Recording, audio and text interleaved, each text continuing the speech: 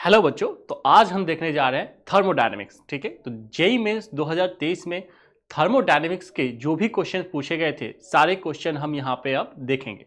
चलिए शुरू करते हैं बेटा। क्वेश्चन नंबर फर्स्ट क्या बोल रहा है? 1 gram of liquid is converted to vapour at 3 × 10⁵ pascal pressure if 10% of the heat supplied is used for increasing the volume by 1600 centimetre cube. ठीक है, during this phase this phase change. ठीक है, अच्छा पहले लिक्विड था उसको vapour में convert किया है बेटा। ठीक है, जिसका वॉल्यूम कितना हो गया 1600 centimetre cube. During this phase change then the increase in internal energy in this process. ठीक है, तो पहले क्या किया कि हीट दिया, जो भी हीट दिया है उसका 10% कहां चला जाता है? वॉल्यूम को इंक्रीज करने में चला जाता है।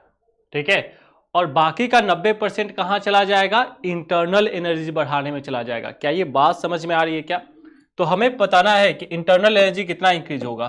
तो देखो dq is equal to delta U plus W. हाँ है ना?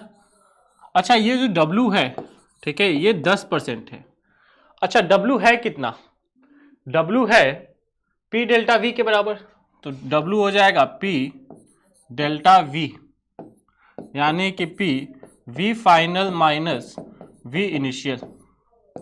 प्रेशर कितना है? प्रेशर है 3 × 10⁵ V फाइनल 1600 मीटर क्यूब। तो 1600 डिवाइडेड बाई सेंटीमीटर क्यूब को मुझे किस में कन्वर्ट करना पड़ेगा? मीटर क्यूब में कन्वर्ट करना पड़ेगा। तो 10⁶। ठीक है, माइनस V इनिशियल।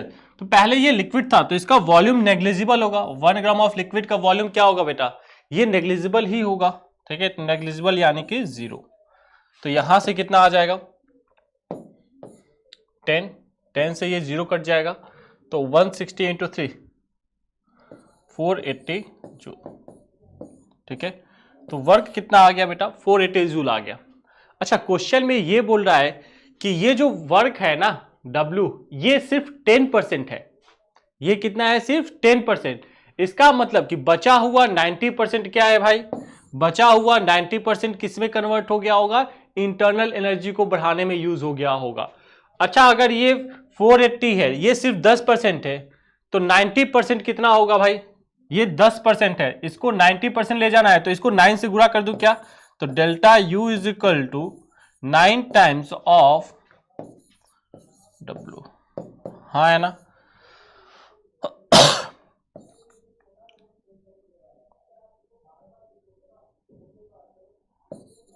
ठीक है, तो ये कितना आ जाएगा? सॉरी 43 आ जाएगा, 4320 जूल। क्या ये बात समझ में आई क्या? तो डेल्टा U की वैल्यू कितनी आ जाएगी? 4320। क्या ये बात समझ में आई क्या? तो इसका आंसर कौन सा आ जाएगा? इसका आंसर आ जाएगा 4320। चलिए नेक्स्ट क्वेश्चन की बात करते हैं। ठीक है, एन आइसोथर्मल चेंज। ठीक है, the change in pressure and volume of a gas can be represented for 3 different temperature T3 T2 T1। ठीक है, T3 सबसे ज्यादा है, फिर T2 है, फिर T1 है। तो पहले बताओ पीवी ग्राफ आइसोथर्मल के लिए कैसा बनता है भाई? देखो तो PV is equal to NRT। ठीक है, अगर आइसोथर्मल है तो टेम्परेचर कांस्टेंट, तो ये पीवी इज इक्वल टू क्या हो जाएगा बेटा? कांस्टेंट हो जाएगा। यानी कि ये जो ग्राफ है, ठीक है, ये हाइपरबोला बनेगा, ऐसे कुछ बनेगा। तो पहले तो बताओ ये दोनों तो ऐसे ही कट गए, हाँ है ना? अब बात आती है कि अलग अलग टेम्परेचर पे बनाना है भाई। ठीक है, जिसमें T3 ज्यादा हो। तो ध्यान से देखो, मैंने क्या कर दिया ना, मैंने वॉल्यूम को कांस्टेंट कर दिया। वॉल्यूम को कांस्टेंट कर दिया। PV is equal to NRT, volume को क्या कर दिया? तीनों ग्राफ के लिए कांस्टेंट कर दिया। अच्छा वॉल्यूम कांस्टेंट हो गया, तो जिसका प्रेशर ज्यादा होगा उसका टेम्परेचर ज्यादा होगा। तो देखो यहां पे P3 ज्यादा है, T1 के करस्पॉन्डिंग प्रेशर P1 क्या है? ज्यादा है।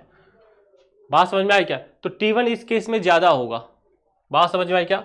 अच्छा चलो इस पे हम बात ही क्यों कर रहे हैं, ये तो होगा ही नहीं भाई। ठीक है, क्योंकि ये तो स्ट्रेट लाइन रेक्टेंगुलर हाइपरबोला की बात कर रहे थे। देखो यहां पे मैंने क्या किया, वर्टिकल लाइन खींचा, वॉल्यूम कांस्टेंट कर दिया तीनों ग्राफ के लिए, तीनों ग्राफ के लिए वॉल्यूम क्या हो गया, कांस्टेंट। अब जिसका प्रेशर ज्यादा होगा उसका टेम्परेचर ज्यादा होगा, तो देखो यहां पे करस्पॉन्डिंग प्रेशर P3 आएगा, P2 आएगा और P1 आ जाएगा, P3 P2 P1। P3 जाहिर सी बात है ज्यादा है, तो जिसका प्रेशर ज्यादा उसका टेम्परेचर ज्यादा, इसका मतलब कि T3 क्या होगा, ज्यादा हो जाएगा as compare to T2 as compare to T1। तो इसका आंसर कौन सा आ जाएगा, फोर्थ। क्या ये बात समझ में आई क्या? दूसरा तरीका याद रखने का क्या है, जो ग्राफ दूर बनेगा ना उसका टेम्परेचर ज्यादा, जो ज्यादा पास बनेगा उसका टेम्परेचर कम। क्लियर? चलिए तो इसका भी आंसर फोर्थ आ जाएगा। Next question, let gamma 1 be the ratio of molar heat capacity at constant pressure and molar heat capacity at constant volume of monoatomic gas। ठीक है, gamma 2 be similar, ठीक है, gamma be the similar ratio of diatomic gas। consider the diatomic gas molecule as a rigid rotator। ठीक है, the ratio of gamma 1 upon gamma 2। चलो यार, तो gamma देखो होता क्या है, तो गामा जो होता है ना बेटा, ये होता है 1 + 2/f। ठीक है, गामा 1 की बात कर लेते हैं। मोलर हीट कैपेसिटी है at constant pressure and molar heat capacity, ठीक है, at constant volume of a monoatomic gas. ठीक है, तो ये गामा 1 को क्या बोला है, गामा 1 भी the ratio of molar heat capacity at constant, यानी कि CP/CV की बात कर रहा है भाई। अच्छा, गामा 2 किसके बात, अच्छा ऑफ अ मोनो एटॉमिक, तो ये किसके लिए बोल रहा है भाई, ये मोनो के लिए बोल रहा है। मेन इंपॉर्टेंट तो ये है भाई। अच्छा, गामा 2 भी similar ratio of diatomic gas considering the diatomic. अच्छा, ये किसके लिए है भाई, ये डायटोमिक के लिए है। बात समझ में आ रही क्या? अच्छा, गामा होता है 1 + 2/f, तो ये हो जाएगा गामा 1 + 2/f, यानी कि मोनोएटॉमिक के लिए 3, तो ये कितना हो जाएगा 5/3। गामा 2 हो जाएगा 1 + 2/f, हाँ है ना, यानी कि 2 डायटोमिक के लिए f की वैल्यू 5, तो ये हो जाएगा 5 + 2 7/5। दोनों का रेशियो पूछा है, गामा 1 अपॉन, दोनों को डिवाइड कर दो, gamma 1 upon gamma 2 is equal to, ये हो जाएगा 5/3 डिवाइडेड बाय 7/5, ये हो जाएगा 25/7 इंटू 3 21, 25/21। लो, क्या ये बात समझ में आई क्या? Is it clear to all of you? चलिए आगे बढ़ते हैं बेटा। Next question, a Carnot engine with efficiency 50% takes heat from source at a 600 Kelvin in order to increase the efficiency to 70%, keeping the temperature of the sink same। ठीक है, the new temperature of the source will be, source का temperature नया क्या होगा, देखो तो पहले efficiency होता क्या, ये होता है 1 - TL/TH, हाँ है ना, यही तो होता है, हाँ है ना, सोर्स का टेम्परेचर रिजर्वायर का टेम्परेचर।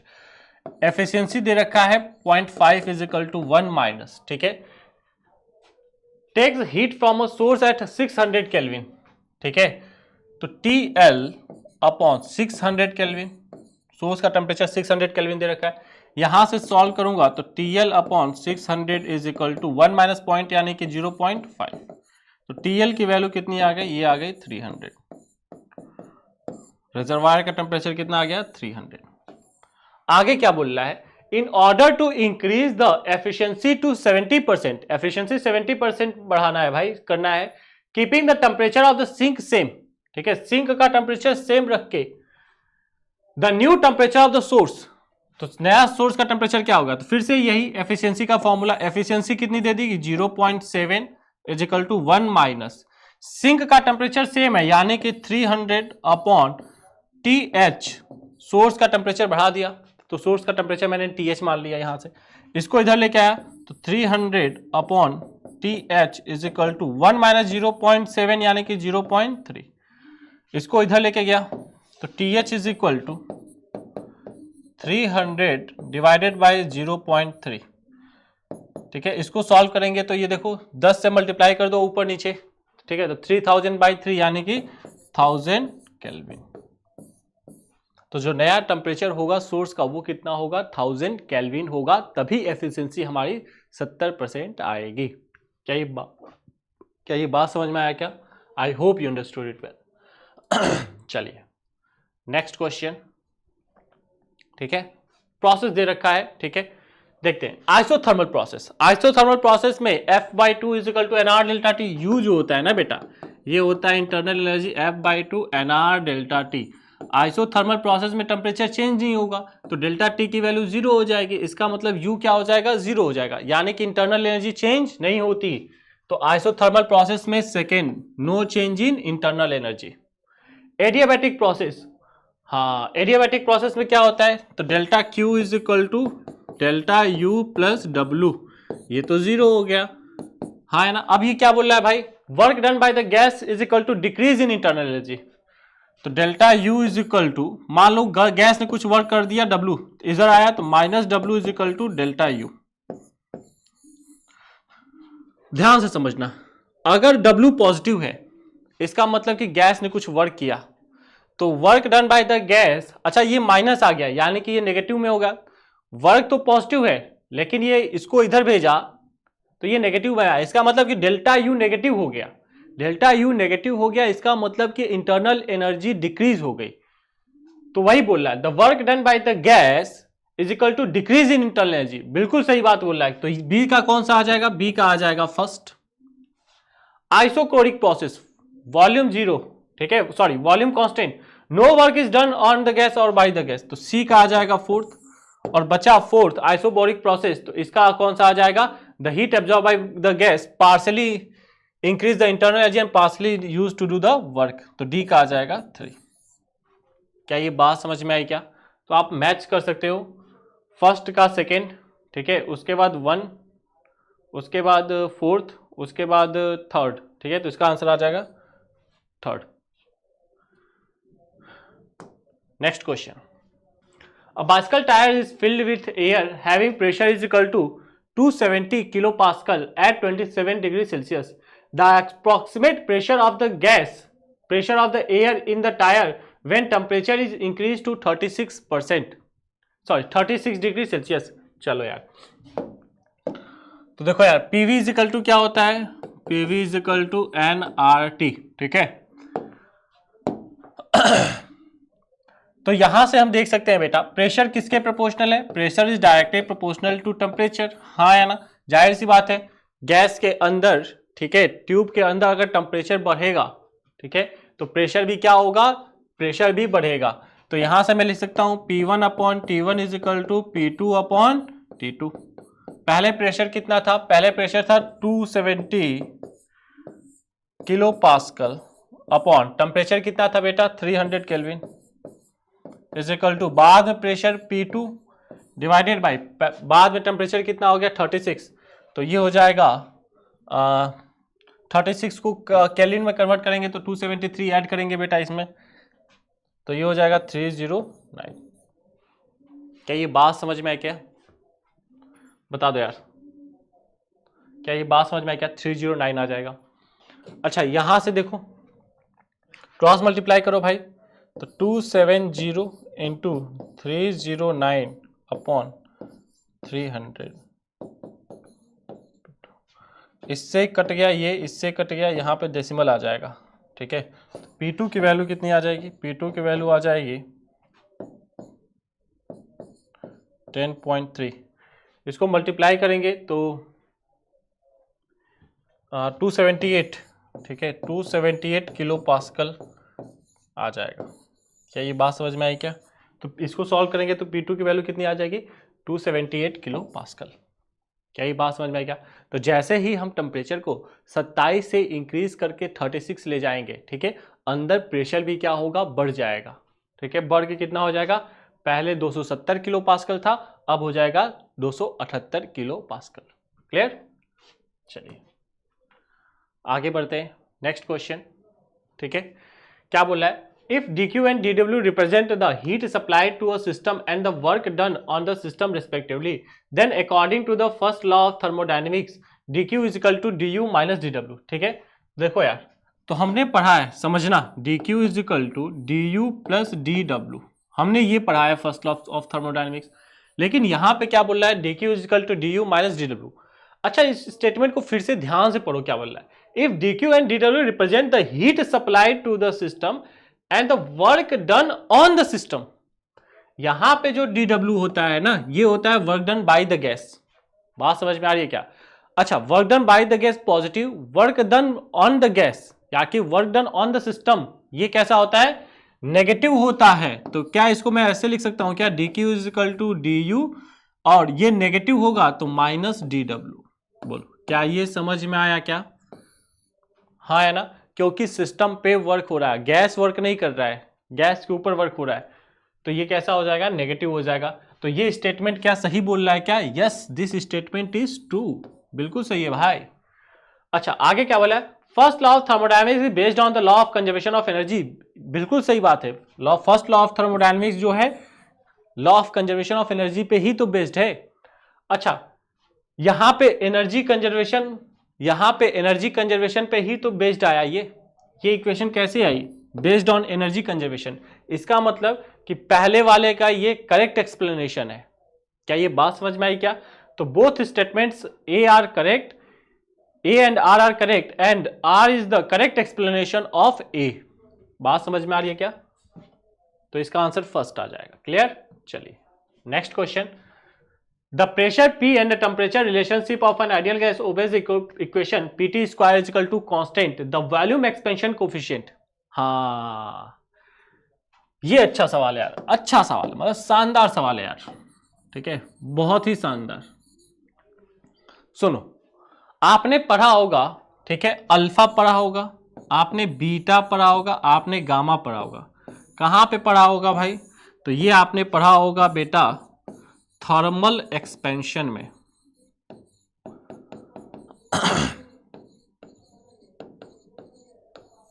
ये आपने कहां पे पढ़ा होगा? थर्मल एक्सपेंशन में पढ़ा होगा। अल्फा होता है लीनियर, ठीक है, linear expansion coefficient, area expansion coefficient, volume expansion coefficient. तो हमें इस गामा की बात कर रहा है। अच्छा, अल्फा क्या होता है? तो delta L is equal to L alpha delta T, अगर आपको याद हो, ठीक है। Delta A is equal to, ठीक है, A naught beta delta T, और delta V is equal to V naught gamma delta T. ये आपने तीनों पढ़ा होगा, अल्फा बीटा और गामा, लीनियर थर्मल एक्सपेंशन में पढ़ाया था मैंने। अब पूछा है कि इसकी वैल्यू बताओ, गामा की वैल्यू बताओ। तो देखो यार, हमें इक्वेशन दी है P T square is equal to constant, हाँ है ना। हमें पता है P V is equal to होता है एन आर टी। तो प्रेशर की जगह पे, प्रेशर किसके प्रोपोर्शनल है? टी बाई वी के प्रोपोर्शनल है। तो प्रेशर की जगह पे मैंने लिखा T upon V into T square is equal to constant. यहां से T cube upon V is equal to constant आ गया। हाँ या ना? क्या ये बात समझ में आई क्या? अच्छा, एक बात बताओ, मैंने क्या किया, दोनों तरफ डिफ्रेंशिएट किया, पार्शियल डिफ्रेंशिएशन किया। तो नीचे वी स्क्वायर, ठीक है, v as it is, T cube का डिफ्रेंशिएशन ये हो जाएगा 3t स्क्वायर डी टी। अरे हाँ या ना भाई? माइनस माइनस नीचे वाला ऊपर वाला एज इट इज, तो T cube as it is, और नीचे वाले का डिफ्रेंशिएशन v का डिफ्रेंशिएशन हो जाएगा dv, कांस्टेंट का डिफ्रेंशिएशन 0। इसको मल्टीप्लाई किया तो ये हो जाएगा 3v T cube d T is equal to, ये तो 0 हो गया, इसको इधर भेजूंगा तो ये हो जाएगा टी क्यूब dv। क्या ये बात समझ में आई क्या? अच्छा, यहाँ पे स्क्वायर आएगा, ठीक है, 3 पावर आगे 3t स्क्वायर, तो ये स्क्वायर आएगा। क्लियर? अच्छा, इस t स्क्वायर से टी क्यूब कटेगा, यहाँ पे t बचेगा, तो 3v d T is equal to T d V. मैंने क्या किया ना, dv बाई वी को इधर लेके गया, ठीक है, dv इज इक्वल टू, इसको लिखा 3 upon T V d T is equal to T V, इसको ऐसे लिखा। अब मेरी बात ध्यान से सुनना बेटा, डेल्टा वी यानी कि dv change in volume is equal to V naught यानी कि इसकी initial volume v, gamma gamma यानी कि 3 बाई टी, डेल्टा टी यानी कि dt। तो इसको मैंने कंपेयर किया इससे भाई, तो गामा की वैल्यू किसके बराबर आई, 3/t के बराबर आई। तो गामा की वैल्यू यानी कि द वॉल्यूम एक्सपेंशन कोफिशिएंट, उसकी वैल्यू कितनी आ जाएगी, 3/t आ जाएगी। ये अच्छा सवाल है, काफी अच्छा सवाल है, क्लियर। चलिए, तो इसका आंसर आ जाएगा first. Next question, heat is given to an ideal gas in an isothermal process. ठीक है, क्या बोल रहा है, आइसोथर्मल प्रोसेस है भाई। तो आइसोथर्मल प्रोसेस में देखो U कितना होता है, F/2 डेल्टा टी।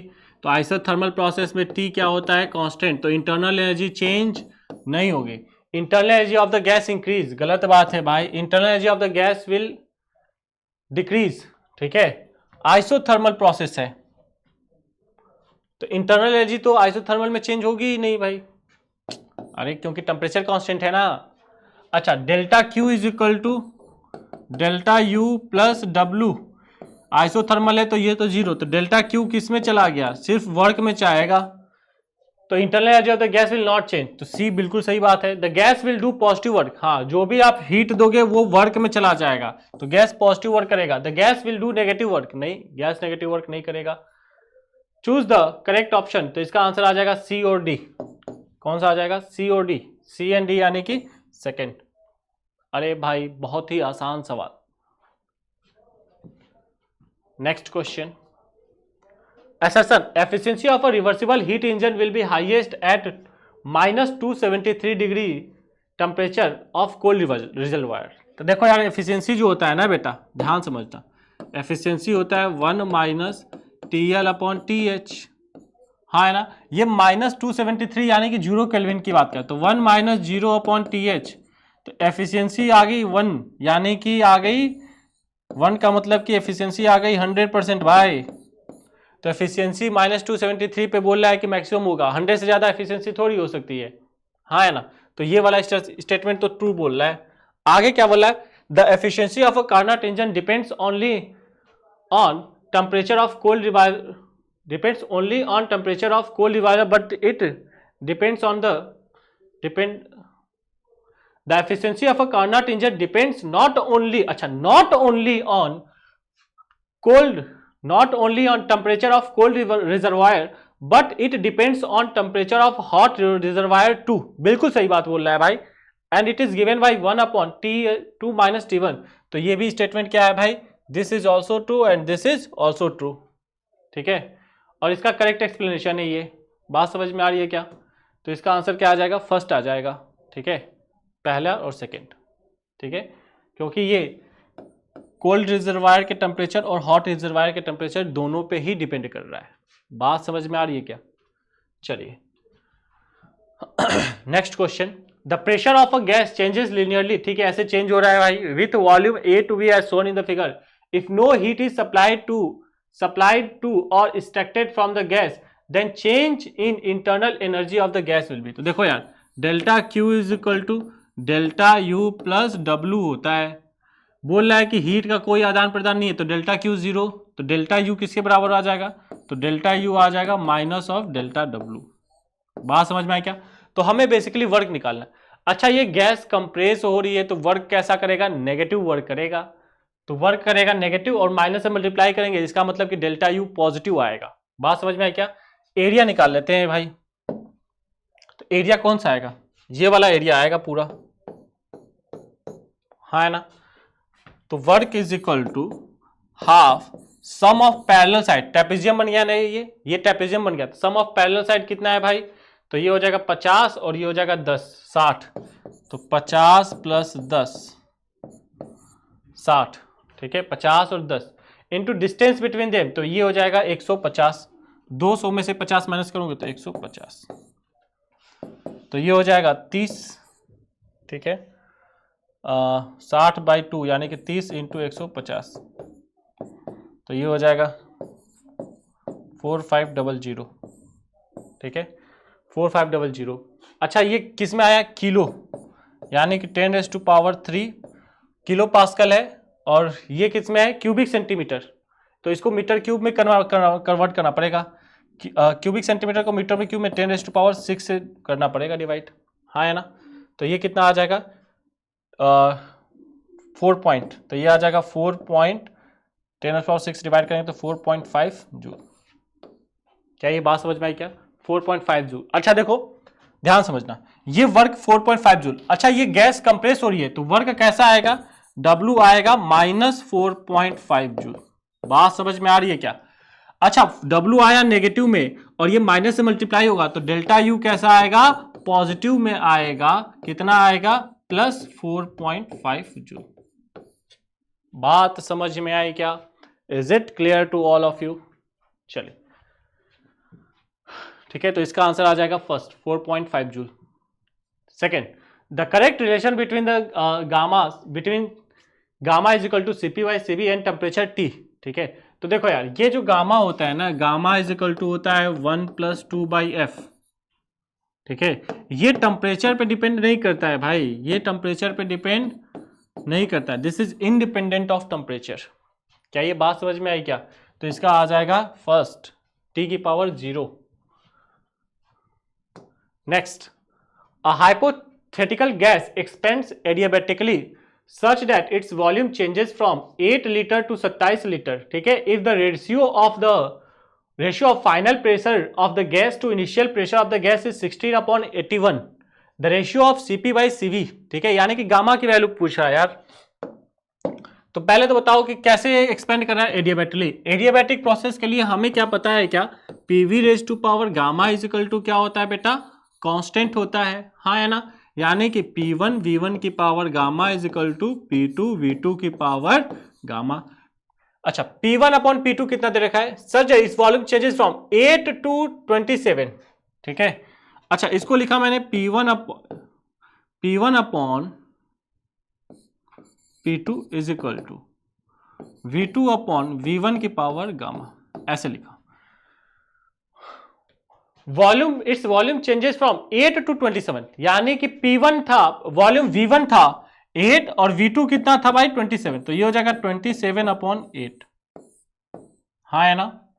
अच्छा P1/P2, if the ratio of the pressure of the gas to initial, if the ratio of final pressure of gas to the initial pressure. ठीक है, P2/P1 कितना है? P2/P1 बोल रहा है कि ये है 16/81। ठीक है, the ratio of final pressure of the gas to initial pressure.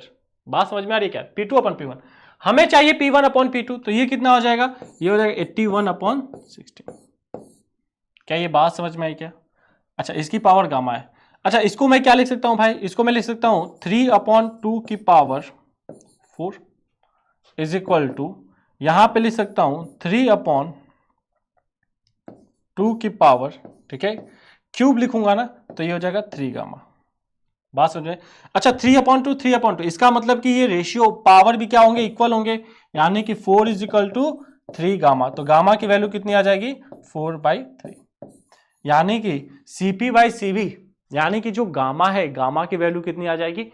Gamma की वैल्यू आ जाएगी 4/3। क्या ये समझ में आया क्या? Is it clear to you? चलिए next question, heat energy of 735 joule is given to a diatomic gas following allowing the gas to expand at constant pressure। ठीक है, okay, the gas, each gas molecule rotates around internal axis but do not oscillate। ठीक है, vibrational degree of freedom को exclude करना है, क्योंकि oscillate नहीं करना है, वाइब्रेट नहीं कर रहा है। बात समझ में आ रही है क्या? The increase in the internal energy of the gas will be, delta U की वैल्यू बतानी है। तो इधर देखो यार, delta Q is equal to होता है delta U plus W. Heat कितना दिया? 735 is equal to delta U यानी कि F/2 NR delta T plus W यानी कि NR डेल्टा T। बात समझ में आई क्या? अच्छा हमें ये बताना है, डेल्टा यू बताना है। ठीक है, तो 735, ध्यान सुनो, यहां से लिखा मैंने 735 इज इक्वल टू F/2 की वैल्यू कितनी हो जाएगी? डायटोमिक गैस है तो 5/2 NR delta T plus NR delta T। NR delta T को कॉमन ले लिया भाई, ये हो जाएगा 5/2 + 1 यानी कि 7/2। Is equal to 735। इसको मल्टीप्लाई किया, 7 से काटूंगा तो 105 इंटू 2 यानी कि 210 एनआर डेल्टा टी की वैल्यू आ गई। एनआर डेल्टा टी की वैल्यू आ गई 210 जूल। हमें क्या चाहिए? हमें चाहिए डेल्टा यू। डेल्टा यू कितना होता है? तो डेल्टा यू होता है F/2 एनआर डेल्टा टी, यानी कि डेल्टा यू ये रहा।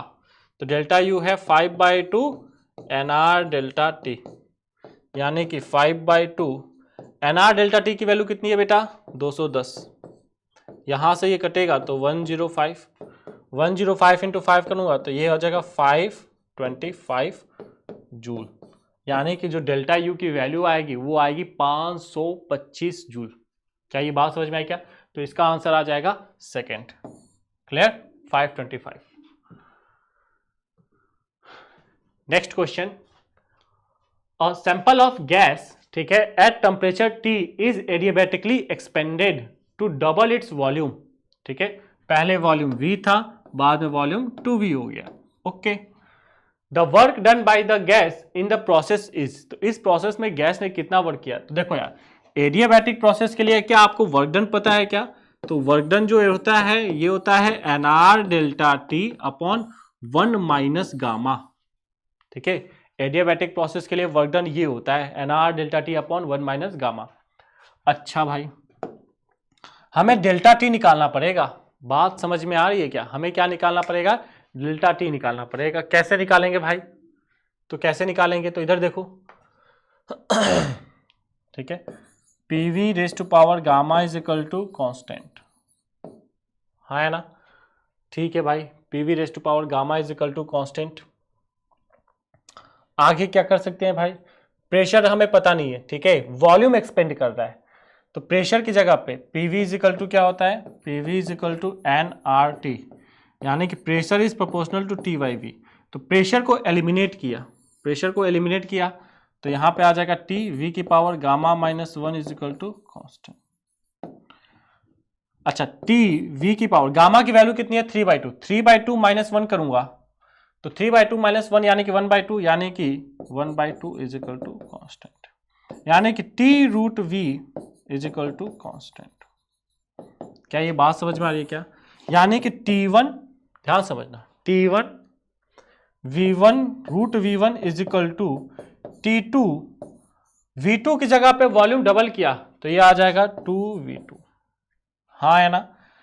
यहां से रूट V से रूट V कैंसिल आउट हो गया। T2 की वैल्यू कितनी आ जाएगी? रूट 2 को नीचे भेजो तो T1 अपॉन रूट 2, T2 आ गया। बात समझ में आई क्या? जल्दी से बताइए। T2 मिल गया भाई। अच्छा, यहां पे हम वैल्यूज पुट करते हैं तो work is equal to N R delta T upon 1 minus gamma. ठीक है, तो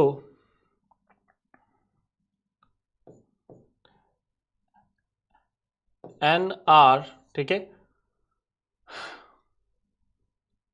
डेल्टा टी यानी कि T final minus T final, यानी कि a sample of gas at temperature T. तो टी इनिशियल ये रहा टी, तो टी फाइनल कितना है? T by root 2 minus T initial कितना था? T upon 1 minus 3/2 1 minus gamma. अच्छा, एन की वैल्यू कुछ नहीं दी गया है, ठीक है, कि नंबर ऑफ मोल्स कितना लिया गया है, नंबर ऑफ मोल्स नहीं लिया गया है, कुछ दिया नहीं है, तो एन की वैल्यू हम कितना एज्यूम करेंगे? 1। ठीक है, कुछ नहीं दिया गया है तो ये हो जाएगा आर टी, ऊपर से टी कॉमन लिया तो ये हो जाएगा 1 minus root 2 upon root 2 divided by minus 1 minus 3/2 यानी कि माइनस 1/2। क्या ये बात समझ में आया क्या?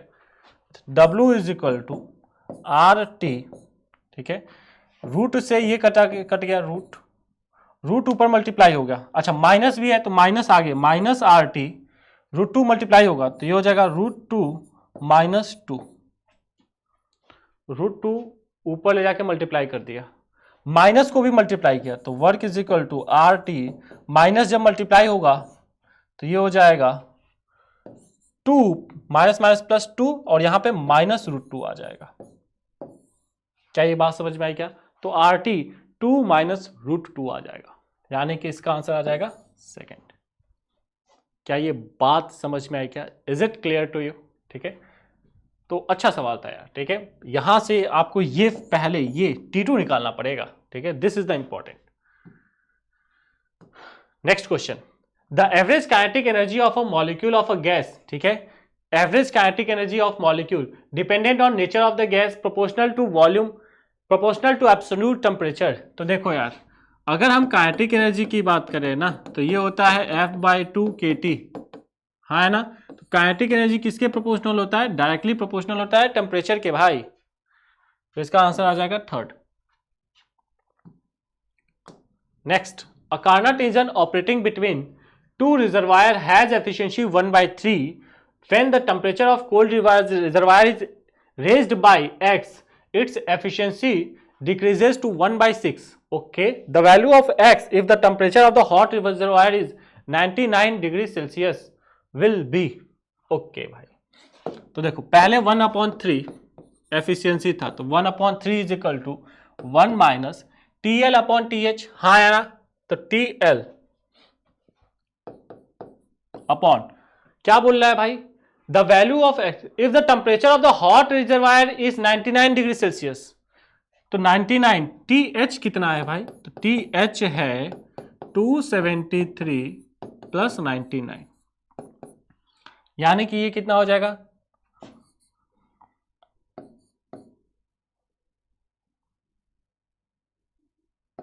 372, हाँ है ना। तो ये आ जाएगा 372। क्या ये बात समझ में आई क्या? इसको इधर लेके आया तो TL upon 372 is equal to 1 minus 1/3, यानी कि 1 माइनस 1/3 कितना होगा बेटा? ये हो जाएगा 2/3। तो TL इज इक्वल टू हो जाएगा 2/3 इंटू 372। क्या ये बात समझ में आई क्या? 3 1 जा 3 2 जा, ठीक है, और 3 4 जा, तो TL कितना आ जाएगा? 248। ये आ गया। अब क्या बोला है कि बाद में एफिशिएंसी 1/6 हो गई, तो एफिशिएंसी होगी 1/6 is equal to 1 minus TL, उसमें हमने कुछ x बढ़ा दिया, तो ये हो कितना गया टेम्परेचर? 248 प्लस x हो गया, डिवाइडेड बाय हॉट रिजर्वायर का टेम्परेचर कितना है? 372, ठीक है। इसको उधर लेके जाओ तो 248 plus x upon 372 is equal to हो जाएगा 1 माइनस 1/6, यानी कि 5/6। अच्छा, इसको सॉल्व करेंगे तो x की वैल्यू कितनी आ जाएगी? 66 केल्विन आ जाएगी। इसको सॉल्व करेंगे तो x की वैल्यू कितनी आ जाएगी? 66 केल्विन आ जाएगी। Is it clear? ठीक है, तो आसान क्वेश्चन है, ज़्यादा डिफिकल्ट नहीं है बेटा, जैसा बोल रहा है क्वेश्चन। सॉरी, इसको सॉल्व करेंगे तो x की वैल्यू कितनी आएगी? 62 आएगी। वेट अ सेकेंड, सॉल्व करके बता देता हूँ मैं। Let's check it out. 248 plus x is equal to 5/6 into 372, 6 बार में जाएगा बेटा, और 62, तो x इज इक्वल टू कितना हो जाएगा? 248 plus x is equal to कितना हो जाएगा? 5 इंटू 62, तो 5 इंटू 2 कितना होगा? 10, 0 1 310, तो x की वैल्यू आ जाएगी 310, ठीक है, x की वैल्यू आ जाएगी 310 माइनस 248। अच्छा, 310 माइनस 248 करेंगे तो हाँ ठीक है, सही आया, ठीक है। ये 62 आएगा, 66 नहीं आएगा बेटा, कितना आएगा? 62 केल्विन आएगा। Is it clear? तो इसका आंसर आ जाएगा थर्ड, ठीक है। आसान क्वेश्चन है, ज़्यादा डिफिकल्ट नहीं है। नेक्स्ट क्वेश्चन क्या बोला भाई? A source supplies heat to a system at a rate of 1000 watt. सुनो, वॉट का मतलब क्या होता है? 1000 joule per second. If the system performs work rate at 200 watt, यानी कि 200 joule per second, the rate with which internal energy of the system increases. तो ठीक है ना भाई, dq is equal to du plus w, हाँ है ना। इसने प्रोवाइड किया, 1 सेकेंड की बात कर लेते हैं, 1000 वॉट प्रोवाइड किया, इतना जूल पर सेकेंड, तो ये डेल्टा U, और वर्क कितना किया 200 जूल पर सेकेंड। हाँ या ना? अरे हाँ या ना भाई, कुछ तो बोलो। वॉट लिख लो, जूल पर सेकेंड लिखो, वॉट की जगह पे जूल पर सेकेंड, तब आपको अच्छे से समझ में आएगा। तो डेल्टा यू किस रेट से इंक्रीज होगा? तो ये हो जाएगा 800, इसको इधर लाओ, तो 800 जूल पर सेकेंड, इस रेट से डेल्टा यू क्या होगा? इंक्रीज करेगा। और जूल सब पर सेकेंड का मतलब कि वॉट, तो ये 800 वॉट। क्या ये समझ में आया क्या? बहुत ही आसान। नेक्स्ट क्वेश्चन, नेक्स्ट स्टेटमेंट वाले क्वेश्चन है भाई। क्या बोल रहा है? If heat is added to a system its temperature must increase. ठीक है, गलत बात है भाई, गलत बात है। आइसोथर्मल प्रोसेस में हीट दोगे तो इंटरनल एनर्जी नहीं बढ़ेगा। बात समझ में आ रही? टेम्परेचर थोड़ी बढ़ेगा, आइसोथर्मल में टेम्परेचर कांस्टेंट रहता है। सेकंड क्या बोला? If positive work is done by the system in a thermodynamic process it's value must increase. बिल्कुल सही बात है भाई, कि पॉजिटिव वर्क कर रहे हो इसका मतलब कि पॉजिटिव वर्क हो रहा है, इसका मतलब कि वॉल्यूम उसका गैस का इंक्रीज करेगा। तो first is false, second is true. ठीक है, इसका आंसर आ जाएगा फोर्थ। क्लियर? चलिए next, work done by Carnot engine operating between temperature 127 degree Celsius and 27 degree Celsius is 2 kilo joule. The amount of heat transfer to the heat engine by the reservoir. सुनो यार, तो ये efficiency जो होता है ना बेटा, efficiency 1 minus TL upon TH। ठीक है, ये होता क्या है? ये तो होता है वर्क अपॉन हीट गिवन, यही तो होता है बेसिकली। कितना हमें वर्क मिला, गैस ने कितना वर्क किया और उसको हमने कितना हीट दिया, इसी का तो रेशियो होता है। बात समझ में आई क्या? तो ये एफिशिएंसी निकाल लेते हैं। तो 1 माइनस कितने 27 डिग्री सेल्सियस यानी कि 300 और 127 यानी कि 4 is equal to W upon heat given. बात समझ में आई क्या? यहां से 1 माइनस 3/4। ठीक है, तो ये हो जाएगा 1/4 is equal to W upon Q। यहां से हमें क्या पूछा है? Q की वैल्यू पूछा है, तो Q की वैल्यू हो जाएगी 4W, 4 इंटू W हीट। क्या बोला? Work done by the Carnot engine operating 2 kilo joule है, तो वर्क डन 2 किलो जूल दे रखा है, तो वर्क की वैल्यू 2 किलो जूल। तो हीट कितना गिवन होगा भाई? हीट गिवन होगा 4 दूनी 8, 8 किलो जूल हीट दिया होगा। Is it clear to you? क्या ये आपको समझ में आया क्या? फटाफट बता दो भाई। Next question. ठीक है, नेक्स्ट क्वेश्चन पे बढ़ते हैं बेटा। क्या बोल रहा है? Consider two container A and B containing monoatomic gas at same pressure, volume and temperature. Gas A, ठीक है, the gas in A is compressed isothermally to 1/8 of the original volume while the gas in B is compressed adiabatically। पहले को isothermally किया है, दूसरे को adiabatically compress किया है भाई। बात समझ में आ रही है क्या? Original volume, the ratio of final pressure of the gas in B to gas in A। तो देखो यार,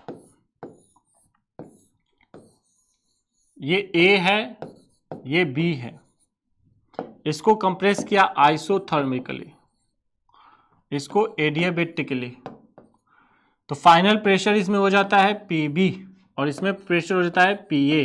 हमें PB अपॉन PA का रेशियो बताना है। हमें क्या बताना है बेटा? हमें PB अपॉन PA बताना है। बात समझ? The ratio of final pressure of gas in B to that of gas in A। बात समझ में आई क्या? तो देखो यार, इसके लिए सॉल्व करते हैं सबसे पहले। तो हमें पता है PV is equal to nRT, temperature क्या है? कांस्टेंट, आइसोथर्मल प्रोसेस है ना भाई, तो PV is equal to constant. पहले प्रेशर P था, वॉल्यूम V था, बाद में प्रेशर कितना हो, बाद में वॉल्यूम हो गया V/8, 1/8 हो गया, तो प्रेशर हो गया P डैश, प्रेशर हो गया PA। ठीक है, फाइनल प्रेशर PA हो गया। तो यहां से V से V कटा, PA की वैल्यू कितनी आ गई? ये आ गई 8 टाइम्स ऑफ P। अगर हम वॉल्यूम इसका 8 गुना कंप्रेस करेंगे तो इसका प्रेशर 8 गुना बढ़ जाएगा। कितना हो गया? 8P। अब आ जाते हैं इस पे भाई।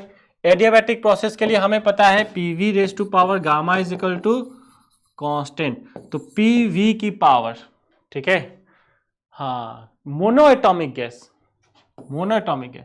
अच्छा, गामा होता कितना है? तो गामा होता है 1 + 2/f, यानी कि 1 + 2/3, यानी कि ये हो जाएगा 5/3। बात समझ में आई क्या? गामा की वैल्यू हो गई।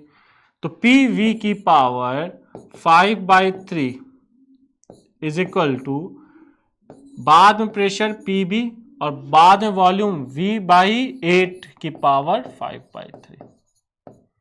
सेम यही प्रोसेस यूज किया। P1 V1 की power gamma is equal to P2 V2 की पावर गामा। बात समझ में आई क्या? अच्छा यहां से देखो भाई, V की पावर 5/3 से कट जाएगा, P is equal to P B, ठीक है, इंटू ये हो जाएगा 2 की पावर 3 और उसकी पावर कितना है 5/3। 3 से 3 कटेगा तो ये कितना हो जाएगा पी बी अपॉन 2 की पावर 5 यानी कि 32 इज इक्वल टू पी। तो पी बी कितना आ गया? पी बी आ जाएगा 32 पी। बात समझ में आई क्या? तो P B upon P A पूछा गया है, तो पी बी की वैल्यू आ गई 32 पी। पी ए की वैल्यू कितनी आई बेटा? 8 पी। पी से पी कट गया तो 8 4 जा, रेशियो कितना आ जाएगा 4, यानी कि सेकेंड आंसर। क्या ये बात समझ में आई क्या? कुछ नहीं किया, क्वेश्चन जैसा जैसा बोल रहा है वैसा वैसा सिर्फ फॉलो करते गया भाई। क्लियर? चलिए 22, ठीक है। A gas is compressed adiabatically, which one of the following statement is not true, ठीक है, ध्यान समझना, वेरी इंपॉर्टेंट। ट्रू नहीं पूछा है, not true. There is no heat supply to the system, ठीक है, ये स्टेटमेंट तो ट्रू है भाई, तो ये तो ट्रू हो गया। There is no change in internal energy of the system, हाँ, क्या इंटरनल एनर्जी देखो, delta Q is equal to delta U plus W, ठीक है। एडियाबेटिकली कंप्रेस कर रहे हैं भाई, एडियाबेटिकली की बात कर रहा है, कंप्रेस्ड एडियाबेटिकली, यानी ये तो जीरो होगा, मतलब अगर वर्क गैस ने किया तो उसका इंटरनल एनर्जी डिक्रीज हो जाएगा। बात समझ में आ रही क्या? और ये बोला there is no change in internal energy, internal energy change हो सकता है, इसका मतलब कि ये स्टेटमेंट फॉल्स है, इंटरनल एनर्जी चेंज हो सकता है। बात समझ में आई क्या? If work is done on the gas, internal energy में चेंज। क्लियर? अच्छा, temperature of the gas increases, ठीक है, ये भी कंप्रेस कर रहे हैं, कंप्रेस करेंगे तो जाहिर सी बात है कि टेम्परेचर क्या होगा, उसका इंक्रीज करेगा, तो ट्रू है। The change in the internal energy is equal to the work done of the gas, तो ये भी सही बात है भाई, हाँ या ना? तो इसका रॉन्ग वाला कौन सा है? सेकंड वाला, ठीक है। There is no change internal, internal energy change हो सकता है अगर गैस पे वर्क हुआ तो, इसका आंसर आ जाएगा second. Next question, the thermodynamic process in which internal energy of the system remain, अरे क्या भाई, internal energy constant, internal energy होता है क्या? F/2 nRT, अगर टेम्परेचर कांस्टेंट है तो इंटरनल एनर्जी कांस्टेंट होगा, यानी कि आइसोथर्मल। क्लियर? चलिए next, an engine operating between the boiling and the freezing point of water will have efficiency more than 27 degree Celsius. सुनो यार, तो बॉइलिंग और उसकी बात कर रहा है, तो एफिशिएंसी होता है 1 minus TL/TH, 1 minus boiling point, ठीक है, और फ्रीजिंग पॉइंट यानी कि 0 degree Celsius 273 divided by 373, 1 minus, अच्छा इसकी वैल्यू कितनी आएगी? तो ये आएगी 70, इसको हम सॉल्व करेंगे तो ये आएगा 0.7, ठीक है, 34 अप्रॉक्स इतना आएगा, ठीक है। 1 माइनस इतना करेंगे तो ये आ जाएगा लगभग 0.266, यानी कि एफिशिएंसी 26.6% के अप्रॉक्स आएगी। अब ये स्टेटमेंट क्या बोल रहा है, ध्यान सुनना भाई, ठीक है। एफिशिएंसी मोर देन 27, गलत बात है भाई, 27% से ज्यादा थोड़ी आएगी, एफिशिएंसी तो आ रही है इतना। Efficiency less than the efficiency of Carnot engine operating between the same two temperature, बिल्कुल सही बात है भाई, ठीक है, कार्नट की एफिशिएंसी ज्यादा होती है। Efficiency equal to 27 degree Celsius, नहीं, एफिशिएंसी 27 डिग्री सेल्सियस नहीं आई, उससे कम आई है, 26.6 आई है। Efficiency less than 27 degree Celsius, तो ये वाला बिल्कुल सही है, ठीक है। एफिशिएंसी कितनी आएगी? 27 से कम आएगी, तो इसका आंसर कौन सा हो जाएगा? इसका आंसर हो जाएगा बी एंड डी, ठीक है। कार्नट की एफिशिएंसी ज्यादा होती है सबसे, ठीक है, तो जाहिर सी बात है इसकी एफिशिएंसी क्या होगी, इसकी एफिशिएंसी कम होगी, ठीक है। कार्नट की एफिशिएंसी 26.6, ठीक है, तो इस इंजन की एफिशिएंसी कार्नट से कम होगी, तो 26.6 से कम होगी, तो इसका आंसर आ जाएगा बी एंड डी, यानी कि थर्ड ऑप्शन। क्या ये बात समझ में आई क्या? ठीक है, तो इसका आंसर हो जाएगा थर्ड। नेक्स्ट क्वेश्चन क्या बोल रहा है भाई, under isothermal condition the pressure of a gas varies as P is equal to A V की power -3 where A is constant and V is the volume of gas, the bulk modulus of a, ठीक है, at constant temperature is equal to, ठीक है, bulk modulus की बात कर रहा है भाई। तो देखो बल्क मॉडुलस होता क्या है, बल्क मॉडुलस होता है P upon delta V by V, ये होता है बल्क मॉडुलस, इसको बोलते हैं बल्क मॉडुलस। हमें क्या दिया गया है, हमें दिया P is equal to A V की पावर -3, तो इसको लिख सकता हूं, इसको इधर लाऊंगा तो PV की Q is equal to A, दोनों तरफ पार्शियल डिफरेंशिएशन किया तो pressure as it is, volume का differentiation 3V square dV plus V cube as it is, pressure का differentiation dP is equal to 0, constant का डिफरेंशिएशन 0। अच्छा इसको इधर लेके गया तो 3PV square dV is equal to minus V cube dP, V square से V क्यू कट गया तो 3P dV is equal to minus V dP, हाँ है ना। अच्छा इसको इधर लेके आओ, 3P is equal to 3P into यहाँ पे dV अपॉन वॉल्यूम को नीचे लेके आया V is equal to dP, इस टर्म को इधर लेके गया, अच्छा माइनस भी आएगा, minus 3P is equal to minus dP upon, इस पूरे टर्म को इसके नीचे लेके जाओ dV बाई V। अच्छा इसको कंपेयर करो भाई, इसको कंपेयर करो तो थोड़ा, minus dP upon dV by V। अच्छा ये जो P होता है ना यहां पे, ये एक्सेस प्रेशर होता है, ठीक है, यानी कि चेंज इन प्रेशर, यानी कि ये dP के बराबर होता है। तो बल्क मॉडुलस की वैल्यू किसके बराबर आ जाएगी, बल्क मॉडुलस की वैल्यू आ जाएगी 3P के बराबर आ जाएगी, 3P के बराबर आ जाएगी। क्या ये बात समझ में आई क्या? तो बल्क मॉडुलस की वैल्यू कितनी हो जाएगी, 3P। क्लियर? चलिए इसका आंसर आ जाएगा फर्स्ट। नेक्स्ट क्वेश्चन क्या बोल रहा है भाई, the initial pressure and volume of an ideal gas are P0 V0, the final pressure of the gas when the gas is suddenly compressed to volume V/4। अच्छा ध्यान समझना, सडनली कंप्रेस किया गया, जब सडनली किसी गैस को compress करते हैं ना तो ये जो प्रोसेस होती है ये कैसी होती है, ये होती है एडियाबैटिक। कैसी होती है बेटा, एडियाबैटिक प्रोसेस होती है। बात समझ में आई क्या? तो एडियाबैटिक प्रोसेस के लिए PV raise to power gamma is equal to constant, यानी कि P1 V1 की power gamma is equal to P2 V2 की पावर गामा, हाँ है ना। अच्छा प्रेशर पहले कितना है P0, तो ये हो जाएगा P0 V0 की power gamma is equal to, ठीक है। फाइनल प्रेशर पूछा है तो P2 V2 की पावर गामा, यानी कि V0/4 की पावर गामा, तो P0 V0 की power gamma is equal to P2 V0 की पावर गामा अपॉन 4 की पावर गामा। इससे ये कट गया भाई, इसको इधर मल्टीप्लाई करो तो P0 4 की power gamma is equal to P2। तो जो प्रेशर है फाइनल P2 वो कितना आ जाएगा, वो आ जाएगा P0 इंटू 4 की पावर गामा, तो P0 इंटू 4 की पावर गामा, यानी कि first option. I hope you understood it well. Clear? चलिए तो इसका आंसर आ जाएगा first. Okay so this was the last question, ठीक है। अच्छा आप देख सकते हो बेटा थर्मोडायनेमिक्स से टोटल 26 क्वेश्चन पूछे गए थे, ठीक है, जेईई मेंस 2023 में। तो थर्मोडायनेमिक्स का भी अच्छा खासा वेटेज है, ठीक है, 1 से 2 क्वेश्चन आप एक्सपेक्ट कर सकते हो हर एक एग्जाम में। बात समझ में आ रही है क्या? तो आज के लिए इतना ही, इसके आगे हम देखेंगे नेक्स्ट क्लास में। Bye bye, take care.